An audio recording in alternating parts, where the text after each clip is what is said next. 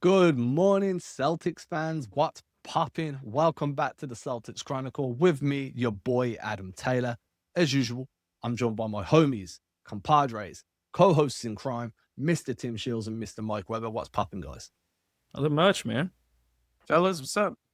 In the Summer League, Celtics played 4 games, won 3, lost 1. I can take that. I didn't come in. I'm not one to cry over not winning a Summer League championship. We saw a lot of good. We saw some bad. And I think now's the perfect time to kind of do a Summer League wrap up. We can look at who has put themselves in position for a two-way contract. Has Dillon Mitchell potentially done enough to earn that 15th and final roster spot? Or is he one of the guys fighting for a two-way right now? Lots to go through. I want to start with the low-hanging fruit because it's just easiest and then we can pull ourselves up from there. So we start with Chris Cenac, right? Because that's the guy that we've all kind of come away from Summer League and been very much enamored with as a genuine NBA talent. I've seen a bunch of takes online across multiple social media platforms where it's, oh, this is the most NBA ready guy the Celtics have drafted since Rob Williams. This is the most NBA ready guy the Celtics have drafted for multiple years. And what I don't 100% agree with that, I do think that he's, in terms of NBA skill set and NBA athleticism, he's definitely on that kind of wavelength where I'm very comfortable projecting him to be part of the rotation either later this season or at some point next season, as in his sophomore year. So I just want to get your guys' opinions on what you saw from Chris Cenac, what you like, what you don't like. I'll chime in with what I like and don't like too, and then we can work our way through. The floor is open. I'll go for it. I think in terms of what we expected, I think overall just lived up to what the hype was. This was a guy who was projected to be a late lottery pick and ended up falling to 27. And we've talked about it a little bit before, the way that Joe went about talking to him about, hey, there's a reason why you slid. Let's figure out what it is, use that as a motivation, and don't forget it. And so far from what we saw, I thought physically brought a lot of stuff to the table. Again, those are the things you can't teach height. You can't teach, any of this stuff with wingspan or just having those physical capabilities. He has been far more overall like a sound basketball player than I expected. And I know that there's still going to be some aspects to his game that are going to continue to grow and be, something that they work on. This is just every single guy coming in outside of guys who either go completely under the radar or true blue chip prospects. You're just not going to see guys come in and have that impact right away. I think based on what the Celtics needs were, this is a guy that just checks a lot of boxes for them. In terms of like most complete player they've drafted in the past few years, I'm sorry, I have to put Peyton Pritchard above that only because Peyton came in and everyone was like, who the hell is this guy? And then he was a rotational piece, like how many games into that season? And he was a stud. It's not a commentary against Cenac at all, other than just saying, I agree that he's one of the most complete players they've drafted in a while, but like, let's pump the brakes a little bit. If he's anything like Robert Williams, then I will be extremely happy. Everybody loved Time Lord in his time here. The biggest thing with him was health. I think one of the things I really like about Cenac that puts him a little bit ahead of Rob in the way that I view his potential impact, there's a little bit more to his offensive game than I expected. And he has this, there's been a little bit of commentary on it. He's almost kind of like a tweener where it's like he has the ability to shoot the ball from the mid range and has like sort of like almost like that oversized sort of wing vibe to him. But then he also has this incredible ability to just defend the rim. And I mean, some of his rim protection, his rebounding was great, but he was just getting blocks left and right. And that's not easy to do when you're coming in, not only with the pressures of being a first round pick, but also coming in to a brand new team and learning a new system in a very short period of time. So all positive things to say about Cenac. It has me excited. I think in terms of rotation wise, I think there's a chance that he ends up being their third big. I just don't know how long it's going to take and how many minutes. It might be a matchup based thing, but it's exciting. It's exciting to be excited about a big man is what I'm saying. Because when the Celtics draft big men and they nail those picks, it's all the more satisfying. Yeah, without running the risk of being like too excited, because I am excited about him. It's Summer League. Exactly. I will say, kind of to your point, he came in and I was thinking like, he's a power forward. This is a rebounder in Houston. That's the role he played. And I don't want to compare him to this. So please don't anybody get the wrong idea when I say this, but his build, his flow, his style is much more like Tatum-ish. As far as like, he doesn't seem uncomfortable with the ball in his hands. He's got a good mid-range. His jump shot looks good. The game seems to come to him.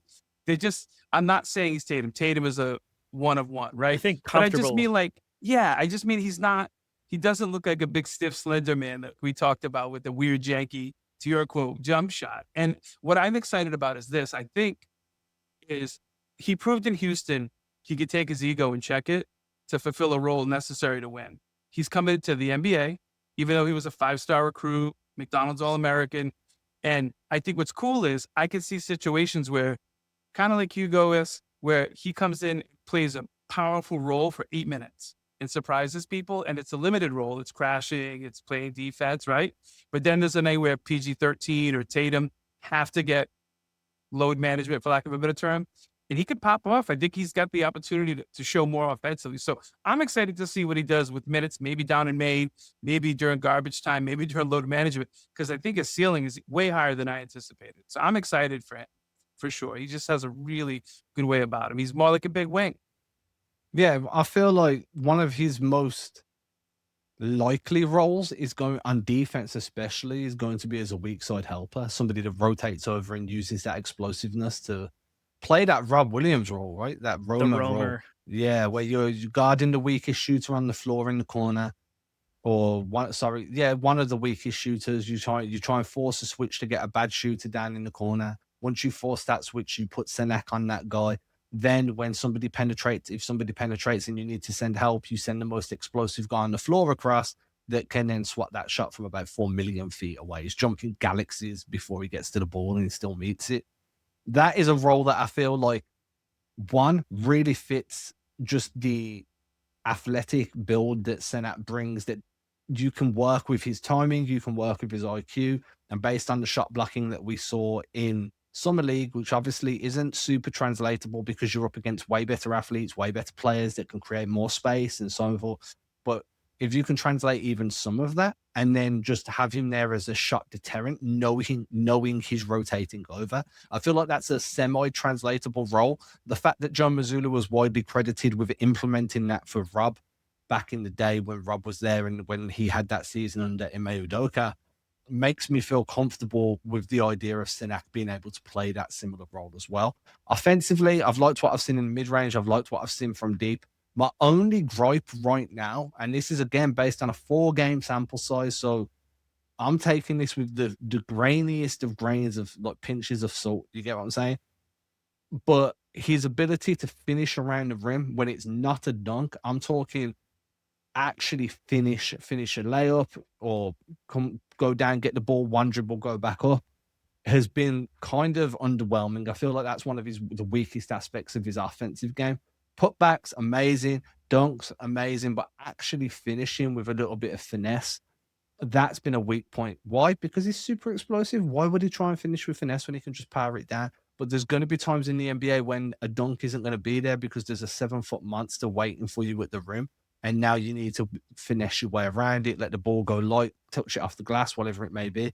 I feel like that's an area of improvement for him. But again, 4-game sample size, it's not really anything I'm going to sit here and say is 100% an issue because I just didn't see him in college. So this was kind of my first introduction. These are very high-level takeaways. Overall, though, I'm super excited. I think he can earn some minutes.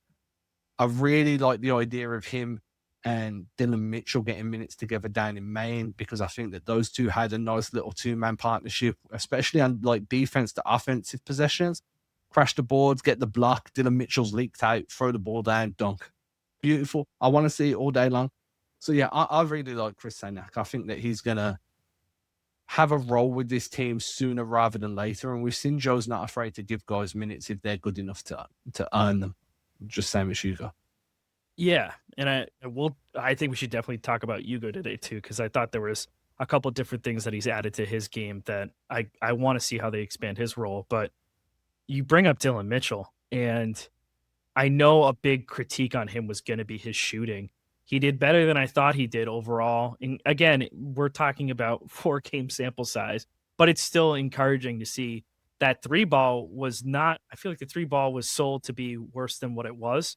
And I think that was a little bit of a bright spot for him, but just the overall athleticism, and he clearly hustles.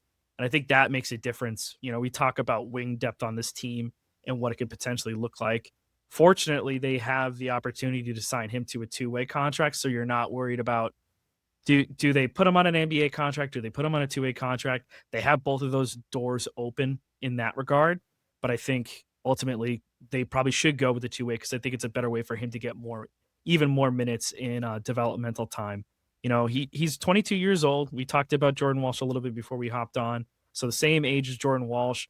I think he brings you a lot of physical things in terms of just, again, I feel like the Celtics talked about rim pressure so much, and then they went out and they got two absolute dog athletes between Cenac and Mitchell. Both of those guys are capable of just attacking the rim relentlessly, chasing down rebounds. I talked about Cenac being a block monster. Holy hell, Dillon Mitchell is a help defender flying in on some of these plays. Damn, dude. Like, just a fun athlete to watch. So I think he's going to end up getting that two-way contract, and I think that's good. Gives him more time to develop and play in Maine. I wouldn't be surprised because the Celtics do this sometimes during the year where they'll go ahead and they'll make a small move at the deadline. They'll free up a roster spot, and then they'll upgrade one of their two-way guys to a full-on contract. I think that's potentially something that happens with Mitchell. It depends on what else happens with these other wings in the roster, potentially maybe opening up some more minutes. But I think he definitely deserves that two-way for sure. And he's exciting. It's nice to have these guys come in and immediately you can be like, okay, I see why the Celtics drafted this guy. And it's just a relentless athlete. I mean, Brad said he wanted more people to attack the rim. He drafted two really good specimens for that task. That's for sure. I mean, I would love to see him in the dunk contest at the All-Star break, Dillon Mitchell. I think it speaks volumes of how much he surprised everyone, that a lot of folks were even going, oh, the Celtics have a regular roster spot available. Maybe Dillon Mitchell will contend for that. The fact that we went from, is he going to make the team? Is he going to Maine? To maybe Dillon Mitchell gets the 15th spot says so much about it. He averaged 4 stocks altogether between steals and blocks. And he was just active as a mofo. He was everywhere. He felt like he was everywhere, right? Like he was teleporting and baiting people into bad steals and stuff. He was just, I'm excited. And I'm just happy to see that his 3-point shot, he hit more threes in 4 games than he did in the last 120. I think it was crazy like that. So that bodes well. And I don't know what it is. I'm not a lefty. I'm a righty, but I just feel like lefties always look like good shooters. And his jump shot doesn't look terrible. So I'm excited to see what happens. But I'd love to see him cook in Maine and get a lot of minutes for sure. I want to give you your flowers here, Mike, because I hadn't seen him play, and then I wake up. Obviously, the draft happens while I'm asleep.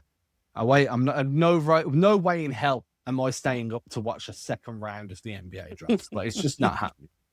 I wake up, I see they drafted Dillon Mitchell. I look at his numbers. I'm like, this dude shot 19.3% from deep in his college career. It looks bad. It looks bad. Not happy. I was not happy. I remember being in the group chat, sharing some disappointment, we'll call it, some frustration. And Mike was very much on the opposite side, being like, dude, let's just see if the guy can play, because I think he's going to be a hell of a player, a hell of an athlete. And look, again, it's 4 games, 3 games technically, because Mitchell sat one. Cenac sat one as well, actually. So we're both looking at like 3 games. Guys who probably locked in those. Yeah. Yeah. We're looking at 3 game sample sizes.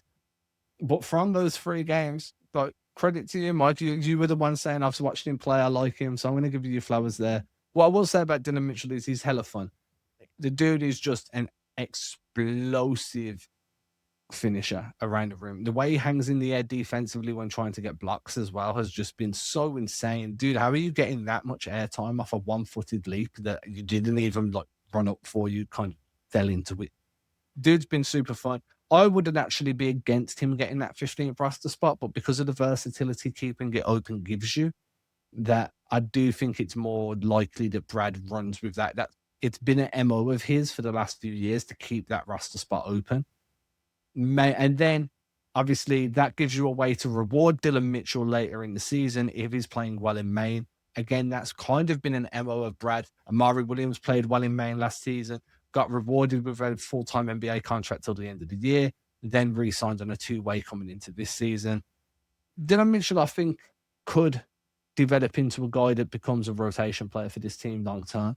And there's no better place for 2-way guys to end up right now than Boston, because the developmental pipeline is a proven commodity there at this point in time. Everyone seems to get their opportunity to earn more minutes, and everyone gets an opportunity to fight for a chance to play on that main roster. And when they do that, then the opportunity arises to fight for a roster spot. So for me, I really think that Dillon Mitchell signs a 2-way.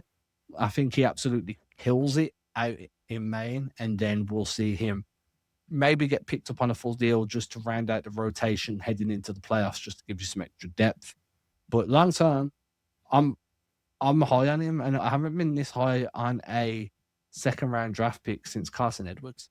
And this leads me on to another point. Does this kind of re-emerge the conversation of the value of staying in college versus jump into the NBA when you're not totally ready to be in the NBA? Because where Jordan Walsh jumped into the NBA and he's had the opportunity to develop, and it's his full-time job. I don't know if you guys heard Caleb Wilson talking about this at the start of Summer League. He's trying to put up 2,000 shots a day. He was like, I didn't get a chance to do that in college because you got class, you got other shit. Once you're in the NBA, that's all you're focusing on is basketball. Is there more value in taking that jump like Jordan Walsh did early and playing at the G League level, working with those coaches, working around NBA players? Or is there more value at staying in college like Dillon Mitchell did and figuring out who your identity is as a player before taking that jump to the NBA? Because we spoke about it before we came on air. Mitchell just feels more natural on the floor than Walsh does. Feels like he moves better, understands the floor better, reads the game more. And I think a lot of that is just down to the fact that he's had experience of playing significant minutes for an extra 3 years. Yeah, and I think there's two factors into that, right? One is just the overall draft class. Like if you're concerned about one, getting potentially drafted at all, or two, hey, if I hold off instead of being like a late lottery pick, I could be top 5, top 8 in a draft by waiting. You see it happen a lot with some of these guys, and it's a risk. I think now with the NL money or NIL money, whatever it is, in terms of money that players can make at the NCAA level now, that opens a lot of avenues for guys to stay. Some other guys also, for a long time, there were guys who would either try to, when the rules weren't in place, skip college because you can get to the NBA, you're ready, and you can get money. Versus also guys leaving freshman or sophomore year, not playing long-term in college because they want to get that NBA money. They want to get that NBA contract. That's another factor as well. I think in terms of developmental, it's good for guys to get those minutes. And if there's opportunities at the NBA level, or let's say you're going through your draft process and there's teams that, you're deciding whether or not you're going to declare for the draft, and you got potential teams that you can play for that are going to give you minutes, then it's a different story. I think it entirely depends on what team you end up with in that regard. But I think it varies so much player to player. I think physical tools are one thing that you can't teach. Those are things that you can hone over time, and working on your game, being able to dedicate like your full free time to just basketball and just getting up shots and training, that has a huge benefit as well. But I think for certain things like just being able to process the game while it's happening, wherever you're going to be able to get the most minutes, and if that means staying at the college level and potentially boosting your own stock in the process, yeah, that might be the move for a lot of guys. But it all depends. Again, if you're a blue chip player, it's a completely different story. I mean, I don't think I heard Dillon playing for Rick Pitino last year either. I think him and Zuby both said that Rick Pitino did wonders for them as far as getting them ready for the NBA. Because I think Mitchell was on, Cincinnati and possibly one other school freshman year, maybe Arizona State. I might be misreading that, but I can check. Yeah, but I also think it's Texas and then Cincinnati. There it is, Texas. Yeah. So Texas is all good programs, but he said he worked that 1 year for Pitino was massive for his development to get ready for the NBA. I just think like if you're in the college game too, you get to be the man, and the pressure of being the man in college, as opposed to maybe being Jordan, who kind of came in and it's like, look, you're 19, you're super raw. We're going to put you in a lab. It's going to be a minute before you play real minutes. And so but there's just something about Mitchell. The game just seems to come, and Cenac, back to Cenac too. The game just seems to come more natural to them. It seems like they love basketball. And I think Sampson said that about whoever was going to draft Cenac Jr., which was this guy doesn't just love basketball. He loves working at basketball. He loves to be coached hard. I think these guys are those types of players, which we know Brad loves. I think another guy we need to bring up now, because I feel like he really made a good example, good impression for himself, and we can kind of talk about two different dudes in one here, was Milos Uzan, who came in as an invitee to the Summer League team.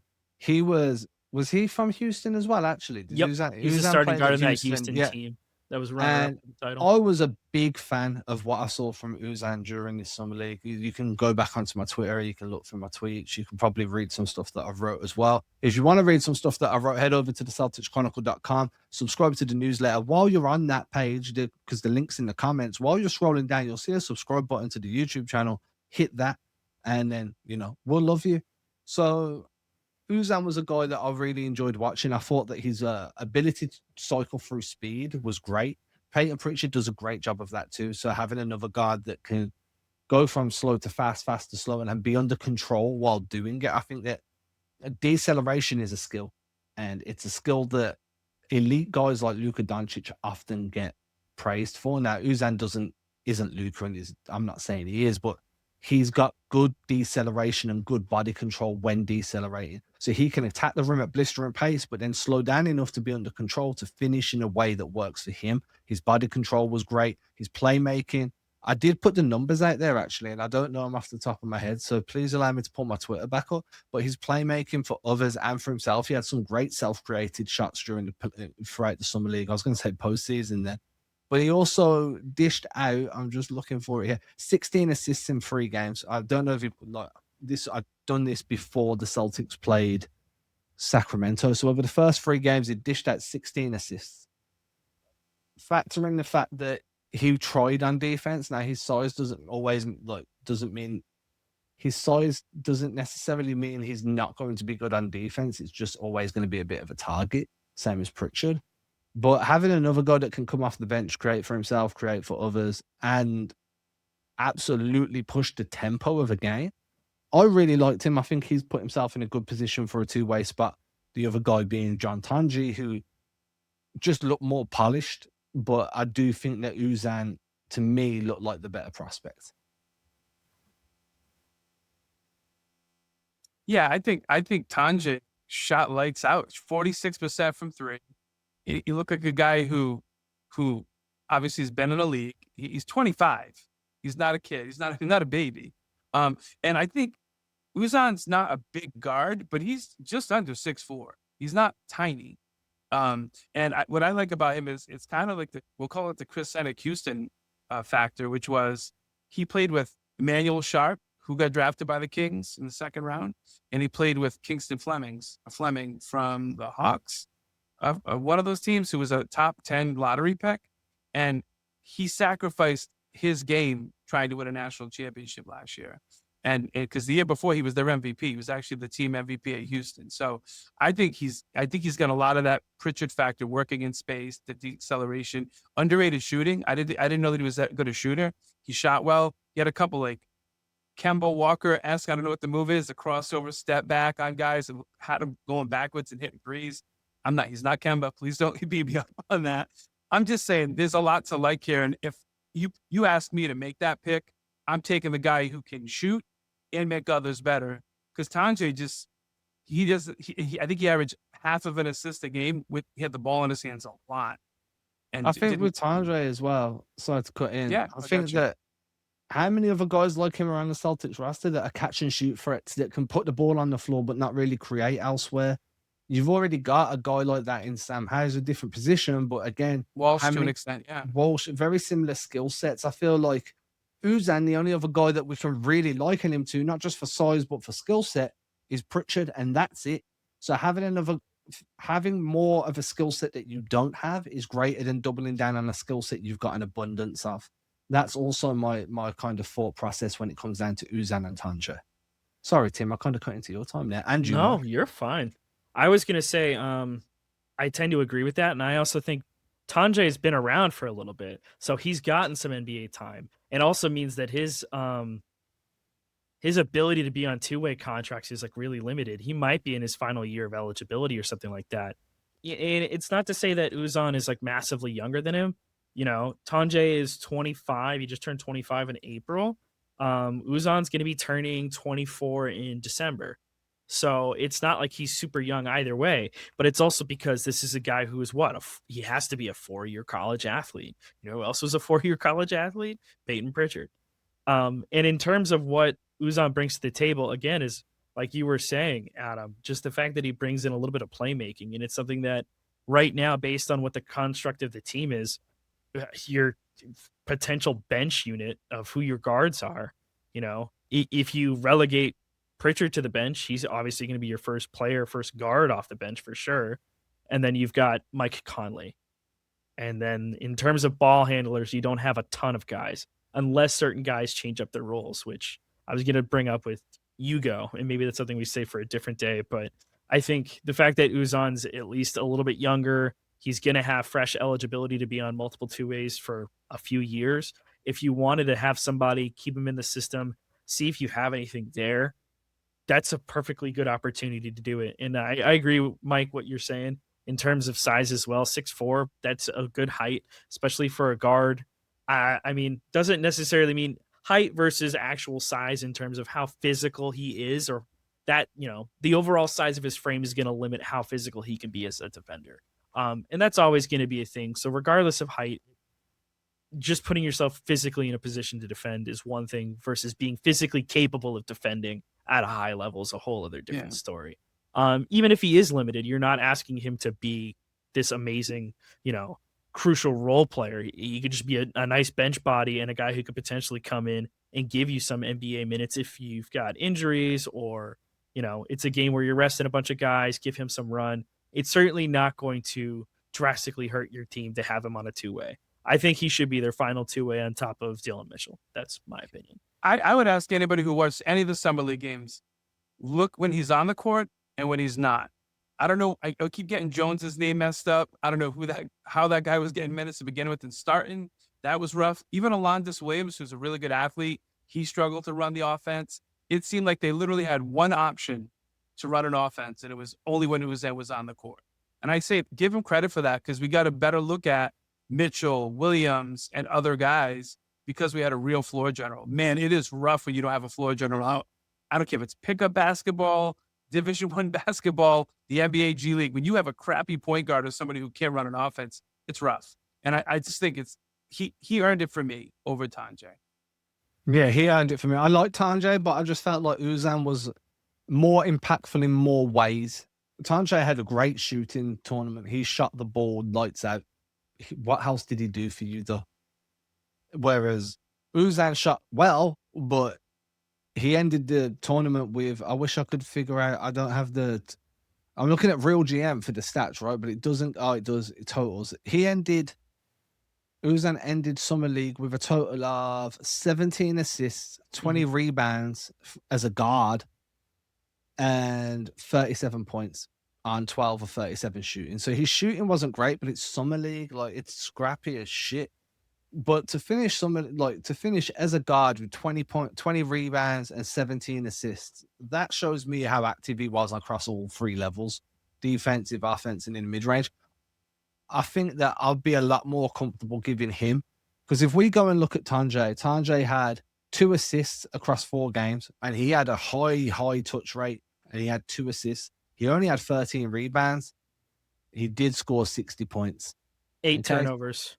8 turnovers compared to Uzan's 5. Which is a crazy ratio. 17-5 is a crazy assist to turnover ratio. It's healthy. Dude, I'm just telling you that for me, Tonje is a much more polished offensive threat, but they have enough catch and shoot guys, because that's all Tonje'd be at the NBA level with the Celtics. They're not going to, how are you going to put the ball in his hands when there's Peyton Pritchard, Derek White, Jason Tatum? And then clearly, and we can I want to save Hugo for another episode, because I feel like we need to spend some time on this. For sure. But clearly you're trying to see what Hugo can become as a pick and roll creator, or somebody that can handle the rock a little bit on the wing. We're not saying you're going to develop him into a point forward, but you want the option to have him operating as a secondary or tertiary creator. And that was part of the reason you put him in the position you did during Summer League. So because of that, where would Tonje fit in outside of just a catch and shoot guy? You have those guys already. You don't have somebody like Uzan outside of Pritchard. And I feel like for me, that sells me on having a skill set that you clearly value from Pritchard, and then doing that with a bit more size that can rebound at a bit better for defensive rebound. Pritchard's pretty good offensively, but you get what I'm saying anyway. So yeah, for me, I'd rather give Uzan a two-way, Dillon Mitchell a two-way, and then, you know, it's like sayonara to everybody else. Unfortunately. Them's the bricks. Hardly knew ya. We're okay. With that, everybody, make sure you leave some likes, some comments, do all the good shit. Make sure you go show some love to the newsletter. The newsletter is waiting for you to love it. It's waiting there. It's just looking at you. Look, please love me. Links in the description below. Tim and Mike are both on social media doing their thing wherever they want to be. You're both on Twitter, right? That's where you're Both at. on Twitter, yeah. Yeah. And what it's Tim Sheils NBA and Mike Weber NBA. We're very, very creative with our acts, to be fair. Straightforward. Yeah. I mean, you know, why fix what isn't broken? Anyway, everyone, thank you for listening. If you're listening on audio and this is your first time and you haven't clicked subscribe, please tell me why, because I feel like you're making a mistake. If you're watching on YouTube for the first time, you haven't clicked subscribe, then you're also making a mistake. But we trust that you will find your way back to us. Till later. Deuces. Later.